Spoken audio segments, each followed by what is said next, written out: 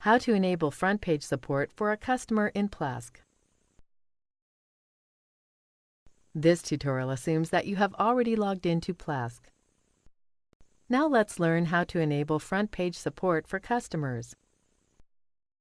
A customer would need front page support enabled if they will be using Microsoft's FrontPage to build and manage their website. Click Domains icon here. Click the domain for which you need to enable front page support. Click Web Hosting Settings icon here. Scroll down. Check this box to enable front page. Then tick Allowed next to the front page authoring here. Enter front page administrator login here. Then enter and confirm front page admin's password.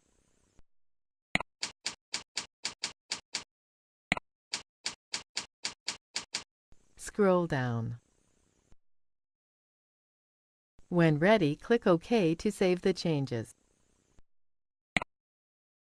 That's it! Front page support has been enabled for the selected domain name. This is the end of the tutorial. You now know how to enable front page support for a customer's domain name. Remember to tell the customer their front page details, username and password.